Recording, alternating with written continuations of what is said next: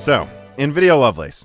It's funny, I was actually planning to do a big RDNA 3 overview in Leak before I did so with Lovelace, but the recent hack on Nvidia that is all but confirmed all of the specs of the main dies Nvidia will be launching with their Lovelace lineup has forced my hand, has forced me to shift my priorities towards getting all of the Lovelace info I have out as soon as possible before it becomes obsolete. And before I get to that, though, I do actually want to talk about the recent Nvidia hack briefly here. You know, me and Dan touched on it on a recent Broken Silicon, literally as the story was breaking and information was limited. I think there's some people that might think we downplay the significance of the hack because, well, we didn't talk in depth about how bad it could be. But the fact of the matter is, there's a lot of examples in hacking history where hackers claim to have far more than they actually got and claim to have far more resources than they actually got. That really is maybe just a couple people taking advantage of a situation, which I guess almost any hack usually is that to a certain degree. But, you know, well, actually, to be fair to myself, at the same time in the recent Broken Silicon, me and Dan aptly pointed out that Nvidia was not being completely honest when they said they counter-hacked the hackers. That while we can't verify if it was true, the hackers were claiming to still have all of the initial data they stole from Nvidia. And the mere fact that Nvidia's email servers were still down days after the hack, pointing to Nvidia not being sure if they had found every part of the virus, if they were still vulnerable to more hacks. You know, you would get those email servers back online immediately if the problem was solved and you sure you weren't vulnerable so people can keep communicating and working. The fact that those email servers were still down days after the hack, it told everyone that this was probably much worse than Nvidia was making it out to be, but it was still hard to tell if it was as bad as, well, every hacker group makes it out like there's some kind of Mr. Robot hacking god. Well, now that the dust has settled a little bit, I will just say it. This has been a catastrophically bad, horrible hack, and one that follows an already horrible leak of upcoming games from companies that work with Nvidia. All of this pointing to a serious question if Nvidia is incompetent at protecting its own data or making sure sensitive info doesn't get outside of its company. You know, it's one thing to be careful about what people know of Lovelace's performance, but this other stuff leaking is actually way more troubling for Nvidia's relationships with their partners. Yeah, look, let's be honest. Things like the DLSS source code aren't just going to be like copied by AMD, ARM, Intel, or other computer companies in the West. They have patents and they'll sue them. But it definitely does allow these competitors to Nvidia to get a peek under the hood directly and look for ways of improving their own competing software. And there are certainly companies outside of the West who don't really care that will just copy lines of codes. But really, worse than that type of thing, or just leaking Lovelace specs, is what we don't know. What we don't know is if these hackers really are about to leak all of Nvidia's personnel's personal information. You know, we don't know how many of Nvidia's partners may have some of their own information compromised, both by direct hacks and by just working with Nvidia. And we also don't know if most PC gamers, because most PC gamers have an Nvidia graphics card, are at risk for simply having a GeForce gaming product in their PC. It's one thing to have your next-gen GPU specs leak, which, trust me, AMD already mostly knew all of the specs anyways of Lovelace. It's much more damaging to have your employees staying up at night worrying about having their identities stolen while they're trying to have a successful graphics card launch. But we're just going to have to see. At the very least, they clearly have employee login credentials. I'm sure if they scrubbed hard enough, they would have some pretty deep personal information of a lot of the people that work at Nvidia, but that's not really what I'm here to talk about anymore. The hack was bad. Let's talk about the specs that hack confirmed. Specs that Kopite had already been leaking in piecemeal for a while and is seemingly confirmed line up entirely with what yet he had to reveal, and everything in the hacked specs lines up with any little piece of information that I know about the specs of Lovelace as well. So yeah, I mean, it goes without saying kinda, but we'll say it. These all seem to be entirely accurate. But they don't tell you everything. Certainly not everything I know about Lovelace. the type of memory it might use that I haven't seen anyone else talking about. This hack has forced my hand. I gotta leak everything else I know about Lovelace right now before it becomes obsolete, before I talk about RDNA 3 in depth. And I'm gonna do that, and from that tell you how that should be able to stack up against RDNA 3, because I actually think it will be more competitive with RDNA 3 than a lot of people suspect. And, well, first, an ad from a sponsor. That's right. Just be good. Today's video is brought to you by Brilliant. Brilliant is an interactive online learning platform for learning mathematics, physics, and computer science subjects at your own pace. It's not up for debate. Interactive learning is far more effective than watching lecture videos, and Brilliant understands this. That's why this platform is built on fun, hands-on lessons for math, science, and computer science courses, and they have all types of courses for all types of abilities and knowledge levels, so you'll find something that interests you for sure. You can use Brilliant to stay sharp on mathematical subjects you learn in college, like linear algebra in my case, or learn something new and relevant that's modern, like topics like hashing functions and cryptocurrency. So whether you're keeping sharp or learning new things for a new year, Brilliant is free to start and waiting for you. Join the millions of people already learning on Brilliant with a special offer just for Moore's Law is Dead listeners. The first 200 listeners will get 20% off their annual membership. Clicking on this link and using this free membership really helps Moore's Law is Dead, and it helps you stay sharp or learn new subjects. Use Brilliant today. All right. Good dog. All right, so the first thing I did when I decided I had to get into heavy Lovelace research was actually go back and look at my previous leaks and see if I had overlooked anything. Doing so, I was actually reminded of quite a few things I had confirmed last year that are lining up nicely with what's being rumored and confirmed right now. And in fact, I do think I missed some greater conclusions that I could have made back then had I read between the lines some more. First of note is my RDNA 3 Doomsday video, where I decided to outline my most optimistic things that I was hearing behind the scenes around RDNA 3's performance. This was a time where people were saying RDNA 3 would perform at least, some people were saying 4 times as well as RDNA 2, and I confirmed that no, I was hearing roughly double. The most optimistic ones were a bit above double. It was not RDNA 3 times RDNA 2. In that leak, I confirmed that AMD was aiming, though, to launch this powerful, just not 4 times as powerful as RDNA 2 product in Q3 at the latest. And you know, I should have thought about this more back then.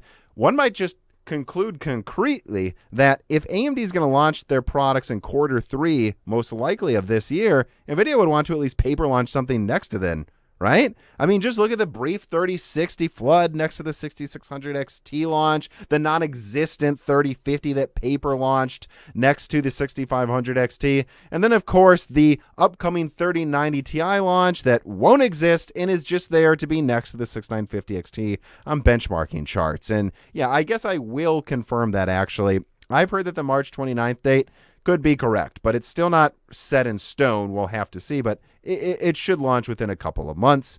And I believe I did actually say that the Kingpin 3090 Ti would for sure launch by the end of April anyways. But anyways, moving forward, I also confirmed in that video that some sources were saying early Lovelace prototypes might be sampled, probably for thermal testing in hindsight, by the end of this quarter, Q1 2022, which if they are, that would line up pretty nicely with like an end of September launch for Lovelace. And in fact, I also had a source back then saying that if Nvidia really wanted to, although they might have to make some sacrifices, they could probably launch something by the very end of Q2 2022 if they felt threatened enough. So yeah, Q3 launch date, that checks out with recent and previous information. But one more thing I want to bring up from last year before summarizing my new Lovelace info was the consistent info I had that AMD was incredibly confident that they were going to take the raster performance crown firmly from Nvidia,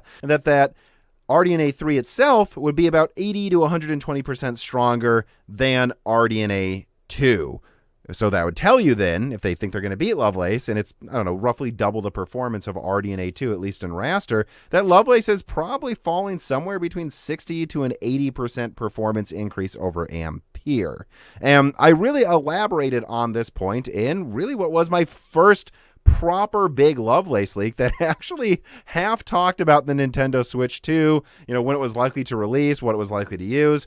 I started doing the research for that video after gathering a few statements from some sources that were actually arguing to me that Lovelace wasn't possibly the next gen Nvidia architecture name. But after a lot of digging and some phone calls, I ended up concluding that, in fact, some of the sources didn't realize the info they were sitting on, that the info they had, in my opinion, if you really dug into it and read between the lines, actually did prove that Lovelace was the next gen architecture. It's a pretty interesting video, actually. I recommend it for anyone who's interested. But anyways, the point is, in that video, I confirmed that Lovelace was expected to be, 60 to 80% better than Ampere again, and that if they really pushed it, one of my best sources said, yeah, maybe they could get close to double. Now, this is important because recently I went back and asked that source what power consumption, I hadn't asked him this yet, what power consumption did he expect that then for like a 60 to 80% increase over Ampere? And he told me that it was expected to be between 400 to 450 watts for that up to 80% performance increase. And that right now, though, everyone he knows, including himself, expects a 500 to 600 watt GPU to get close to double. And I just think this is something that's important to emphasize. I see a lot of people looking at the various TDPs being tested behind the scenes by Nvidia, some crazy high ones. I don't know if everyone looking at these rumors understands. Lovelace did not start as like a 300 to 350 watt card that was then, I don't know, giving you an 80% performance increase. It was 60 to 80% and already using probably 450 watts for the top model. So going from 450 to 600 watts is already a massive increase in power just to get that final, hopefully 10 to 30%. I don't believe there's really almost any gas left in the tank after that. And well, I'll get to it in my PowerPoint here. I don't think that there's much room for something that uses more than 600 watts of power outside of, and I do think this is possible, some ridiculous special edition 4090 Ti that they make 10 of, no one can really buy, or almost certainly some 800 watt or higher EVGA Kingpin Edition, which I want to say I do believe will exist, but that's not a main model. That's not something mass manufacturable, and that will cost more to make than even the multi-die RDNA 3, making it kind of pointless to push it that extra 5% for another 50% power usage. So people should expect around double the performance for Lovelace over Ampere, but only if they push it up to about 600 watts, not 800 watts. But all right, that's enough of me talking about some of the research I did, looking back at old info and cross-referencing some of that stuff before I got the final information dumps from my best sources and put them together in an overview for you all. Let's get to the overview of the Nvidia Lovelace lineup. But again, one thing to keep in mind, there is some extra color coding in this leak because, well, a lot of it comes from the hacked information and what other people are saying online about it. This leak is unique in that a lot of it's already public, and I want to be very upfront about what I know personally and can confirm personally before any of these hacks happened and after these hacks happened, really, and what isn't from me. So look out for that, but yeah, let's get to the full leak here. All right, before I go through the entire lineup, there are some bombshells and just introductory info that needs to be gotten out of the way to really understand the lineup when I talk about it. So first of all, just to be clear again, it is clear that the top Lovelace die, AD102, was initially designed as a 400 to a 450 watt card that aimed to bring a 60 to 80% performance increase over Ampere, and that Lovelace's power consumption has since been pushed from those initial targets in an attempt to get close to RDNA 3 raster performance. And here's a few quotes from some of my best sources. He says, "We were told 400 watts plus is going to be the new norm for enthusiast products moving forward. However, we have been given no indication of anything close to 800 watts. And another one, Nvidia has told us power consumption is going way up. I expect at least 450 to 550 watts. And another source, 500 to 600 watts is the current expectation. And another one, AD102 will use at least 450 watts. This person is 100% sure. And he thinks that 600 watt is doable on air, that's probably the limits of where they would push an air-cooled card. All right, now here comes a big one.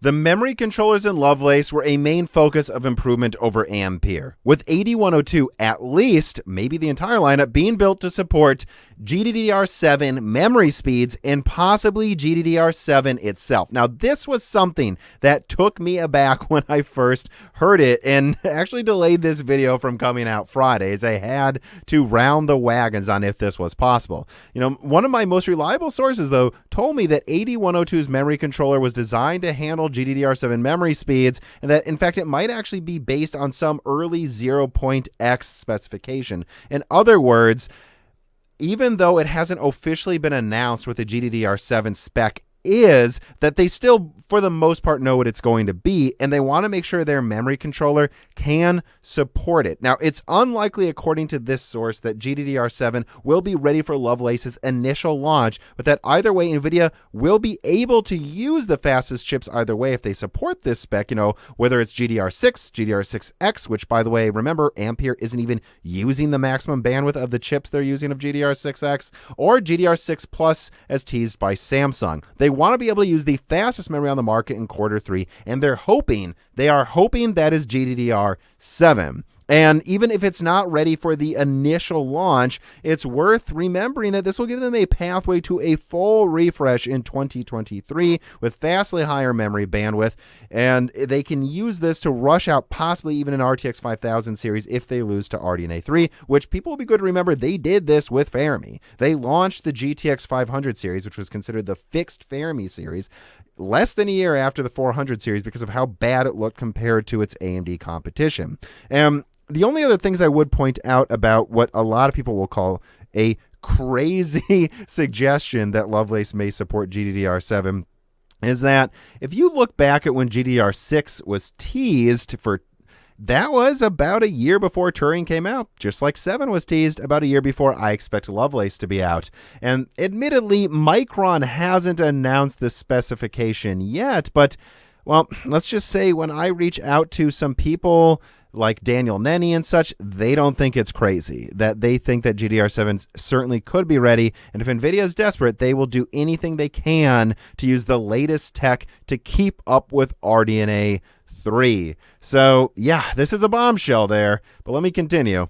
Early ray tracing targets, at least by me, are a 25 to 50% increase over the rasterization uplift. In other words, if you have like a 90% rasterization increase for the top card over Ampere, I would expect at least a 130% or around 130% ray tracing increase over top Ampere. Now, this is very subject to change, not confirmed by a lot of people, but this is roughly what I would expect if I were you, and I will elaborate more on what that means in the lineup on the next slide. Additionally, just reminding you, Lovelace will at least paper launch by the end of Q3, with one source actually saying that Ampere production may cease by May. And as crazy as that sounds, again, when I look at the potential of waiting for GDDR7, I think, well, you know, mid-range Lovelace probably doesn't need GDDR7. So maybe they can launch that, you know, in the middle of the year with GDDR6 or something, and that will be better than everything they have with Ampere, and there's no point in making Ampere anymore. This would make the 3090 Ti practically a troll of Nvidia enthusiasts who buy it, but I think that's something that I'm not confirming that people should think about, that if they are going to wait for a GDDR7 for the top Lovelace cards, that they don't need to wait for that for the mid-range, and that they may launch that sooner and phase out Ampere before people expect. Also, finally, I need to say that AIBs are still very much so in the dark about overall Lovelace specs, that if it were not for this hack and Copite, they wouldn't have that much to add, at least most of the ones I've talked to, outside of expected power consumption. And that's because Nvidia doesn't tell AIBs almost anything, sometimes as close to a month before launch. In fact, one of my sources told me that AIBs around launch have little access to their own BIOSes, that they submit information via a special portal online to Nvidia, and they just take that, compile the BIOS for the graphics card vendor, send it back to them to flash onto their prototypes and do thermal testing themselves.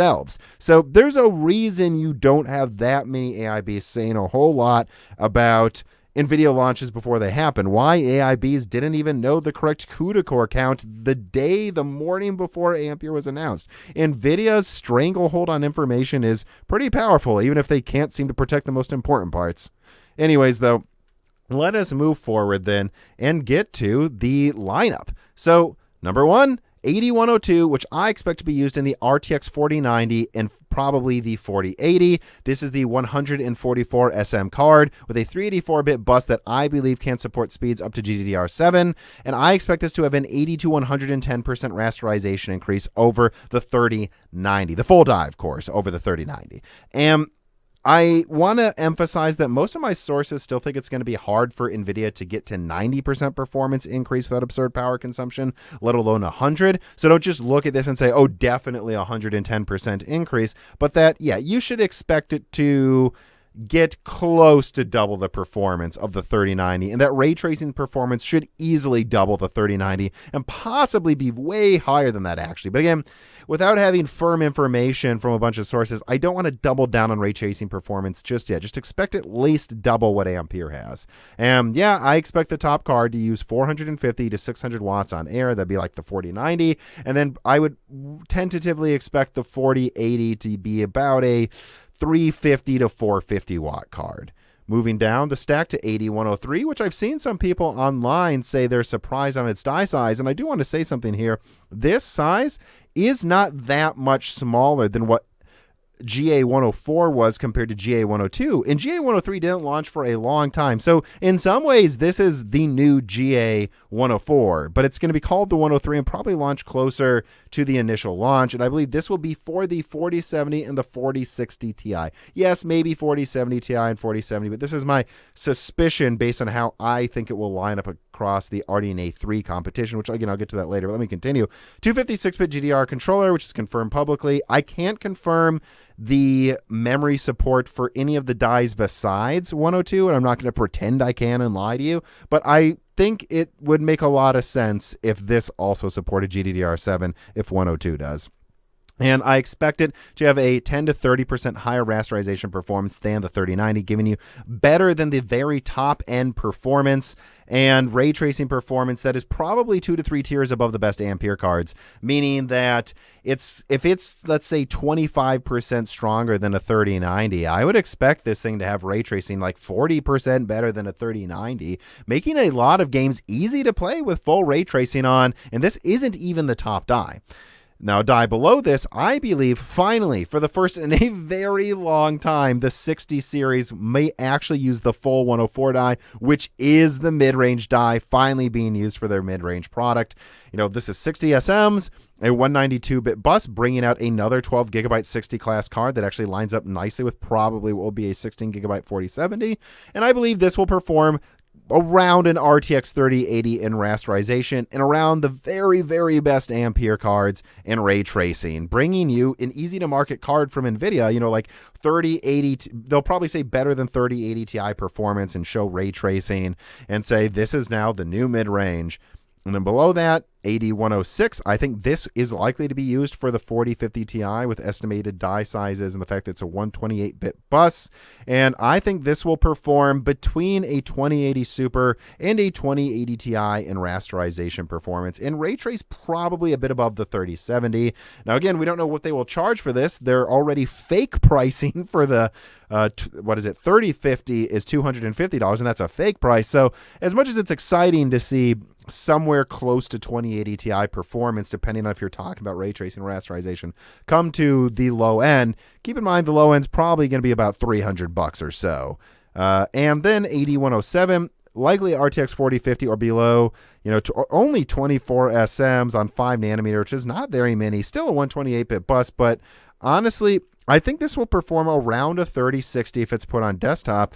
And when I estimate the die size, I actually think this is small enough to be used on, like, I don't know, an MX650 with a 64-bit bus. That's what I actually believe AD107 is, because this die size is smaller than you might think considering this is on 5 nanometer. And so there you go. You know, even if RDNA 3 does take the performance crown, even if it's both in raster and narrowly in ray tracing, although I'm still a little skeptical of that, you can see how this is still going to be a pretty impressive lineup, at least in the mid-range and lower high-end, at least in the cards that are using below 400 watts. I think like things like the 4060s level of performance and the 4070, likely 16 gigabytes level of performance are going to be real home runs, very high sellers. I can now see why, as far as a year ago, a lot of my sources were saying, yeah, even if RDNA 3 wins in performance, Nvidia is going to have something good enough that they'll be able to market and outship their cards. And I actually want to outline these lineups, touch on pricing a little bit, and convey how I think AMD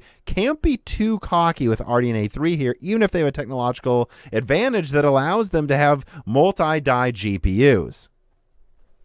All right, so here is a little chart I threw together quickly, mostly for illustration purposes, but this chart is based on inside information I have on RDNA 3. I'm just not done compiling it, fully fact-checking it, and cross-referencing it from everyone. But know that this isn't complete guessing. This is, if you put a gun up to my head right now, what I believe the RDNA 3 lineup is kind of going to look like, and what I believe the Lovelace lineup is going to look like. And once I outline this, I think you can see why I think AMD only walks away with a firm win on this one if they're not cocky and they don't overcharge, right? If you look at where the 4090 is likely to be placed, I believe that will be next to a 7900 XT, which will actually be a notably cut down version of the top Navi 31 die. Now, the reason I believe AMD will do this is because this is what they've consistently done with their Ryzen lineup once they firmly take a level of performance. You know, remember that AMD called the Zen 1 lineup, the top one in it, the 1800X, because Intel didn't have anything that touched it. And then when Intel had a 9900K, they didn't have a 2800X because they knew it wouldn't feel like that kind of upper high-end processor when the 9900K was likely to beat it. So they didn't even launch it. But once they had 12 cores that were wiping the floor with Intel, they said, this is when we bring out the 9. And, well, what do we have here? Well, the 6900 XT was competitive with the 3090. So whatever level of performance AMD has that's competitive with the 4090, you know, almost roughly doubling performance, I think that's what they're going to call the 7900 XT. I believe top Lovelace competes with bottom Navi 31, and AMD will take this performance crown that they have to leverage a higher tier of named graphics card, which, remember, they're going to launch a 6950 XT that will be above the 3090. So why would they not have a 7950 XT above a 4090? And then why would they not have some 32 gigabyte special edition flexing model at the very top? You know, I can't confirm pricing, but I do think AMD is going to have this top card be somewhere around $1,500 to $2,000, this somewhere around $1,200 to $1,500, and this $1,000 to $1,200, doing battle with the 4090. And I think this top model here could be a solid 20% stronger in raster than the 4090, but sure, maybe Nvidia will have some 4090 Ti Kingpin edition that comes close and uses 800 watts. I guess we'll see about that, but anyways, can you guys see why, at the end of the day, I actually think NVIDIA is going to be able to compete all right here? So if we look at the 7900 XT, that I think, even though it's cut down, could beat the 4090 by 5-10% while using a lot less energy, NVIDIA is going to give you more RAM most likely. And then I am told Navi 32 is a still dual die, or really 3 die, graphics card, but that this one has smaller dies than what's in Navi 31, and it's a 192-bit bus, suggesting 12 gigabytes. Well, NVIDIA, I think, will give you 20 gigabytes on the 4080, and I think it will actually outperform the 7800 XT a little, potentially. Now, it will use way more energy, and it will probably be like an $800, $900 card, whereas this might be an $800, $700 card, but you can see, all the way up to even the 4080 class, I think NVIDIA can make their argument. They're like, look, do you really care if your card uses 350, 400 watts instead of 320 watts? I'm sure your power supply can support it, and we're giving you, you know, over 50% more RAM for the same performance. And then I think we will go down to the 7800, which I think will be stronger than the 4070, just like the 6800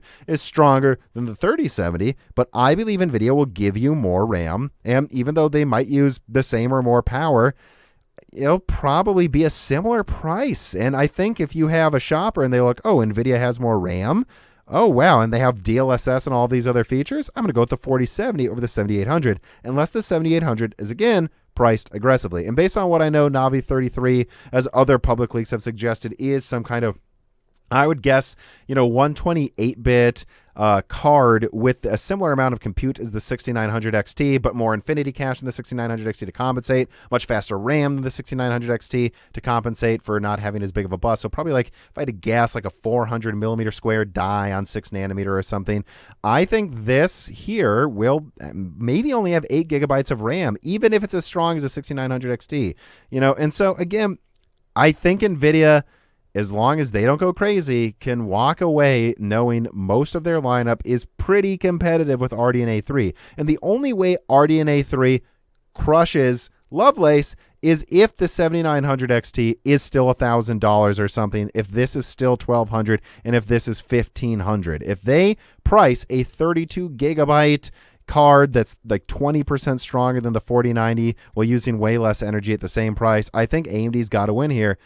But I kind of doubt they're going to do that. And if AMD makes this only $700 right next to the 4080, I think they've got an argument. But I still think they might have to charge less because of NVIDIA's mind share and the fact that they're going to give you more RAM. And you can see how this is going to be a competitive year once again. And in fact, it's funny, I can already see how NVIDIA is going to handle the marketing if AMD has performance supremacy. If you go to AMD's page for the RX 6900 XT on their website right now, you can see a heavy focus on specs and just the fact that it is often overkill for 4K gaming. Heck, the specs page itself is really easy to see and very readable. But if we go to NVIDIA's, there's a focus only on GeoForce, on the experience, and quotes from the press. The specs shown are very limited, and you have to go to a pop-up that isn't nearly as readable as AMD's specs overview, at least in my opinion. This is when NVIDIA can argue they have the performance crown even, and already they are focusing on software and features. If they fail to match RDNA 3 in raster, they're just going to heavily focus on ray tracing with their latest DLSS, which they will claim is what really matters anyways, and they will say they win at what matters and they have the best software. That's already what they're doing when they arguably have the performance crown. I'm sure that's how they will handle it if AMD takes the crown. And I think a lot of shoppers might not even notice that AMD is the stronger option. So, in other words, AMD still has their work cut out for them. And honestly, though, a wild card for what AMD is going to respond with is how good a newer version of FSR will be. I don't know yet. And if it is incredibly good and accelerated by any special features in RDNA 3, I think it could make this DLSS argument from NVIDIA a moot point. But we're just going to have to see, and unfortunately, you're just going to have to wait for my RDNA 3 leak that's actually been on the whiteboard before I even put Lovelace on the whiteboard. But I had to get this out now. And so, yeah, I guess let's get into some final thoughts here. The things I'm going to be watching for the Lovelace and soon RDNA 3 reveals is AMD going to be cocky, or are they just going to bring massively higher performance at somewhat similar levels of pricing? Because I don't know if they are. And if they're not, I think they're underestimating the tools NVIDIA has to counteract their performance win. And I guess another thing that I'll be watching and very curious about is how hardware reviewers handle scoring graphics cards when power consumption this high is taken into account. And look, RDNA 3 is going to use more power. I've been told that the top RDNA 3 card will use between 375 to 450 watts. But the argument for that from AMD is going to be pretty straightforward. They're going to be like, yeah, we use 30% more energy for over double the performance. I think you're okay with that. We've liquid cooled with a single all-in-one 120 millimeter squared radiator before 500 watt cards. What's the big deal? And I don't think there will be a big deal. But I don't know what the argument NVIDIA is going to make when they're like, yeah, we increased power consumption by 60% for like almost double performance, and this thing is a nuclear reactor. I'm wondering, especially in an era of exploding gas prices due to geopolitical conflicts all over the world, how you're going to justify this to some continents, getting a graphics card that uses this much energy and sucks down this much money. I'm very curious how hardware reviewers will take that into account, because this isn't with Lovelace going to be like Vega. This isn't going to be like Fermi. This is a new era of insane power consumption. And then I guess the last thing to say is, what's my advice to you people watching this video?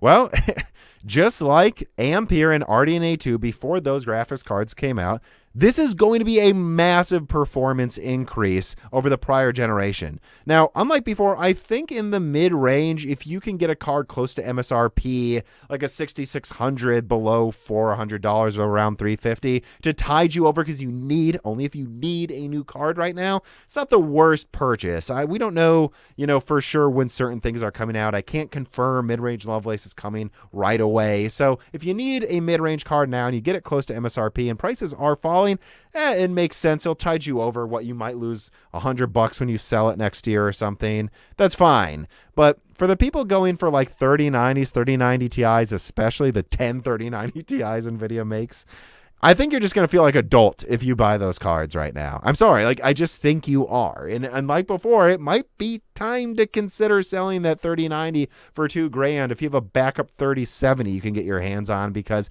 I don't know that you want to be sitting with a 450 watt or if it's, I guess if it's the 3090, a 350 or 400 watt graphics card when a 4070 is about to come out stronger than that, using less energy with wildly better ray tracing. So I think, I think anyone who buys the 3090 Ti is going to be one of the biggest trolls on Nvidia's own fans we've seen in history. But I guess that's really all there is left to say about this. And I've got an RDNA 3 leak coming. And so, well, I hope you enjoyed this video. If you did, please check that you've subscribed to the Moore's Law is Dead YouTube channel. A lot of you watching, like half of you apparently aren't subscribed. And ring the bell button so you don't miss the RDNA 3 leak that's coming as well. And, please subscribe to Broken Silicon on your preferred podcast app. We have a new one coming out very soon, within a day or so. With an upcoming guest, you'll get that early and ad-free if you're a patron. I guess on that note, please support us if you have like an extra $2 or $4 a month, because we can't do this without Patreon support. It's a lot of work. But it's not just me, but my co-host Dan, a grad student who needs the money, Gerard, our audio engineer, so he can pay rent, and hopefully an expanding team that allows us to increase the quality and the quantity of the content, but only with your help. And again, you'll get tons of exclusive content if you support us. But you know what?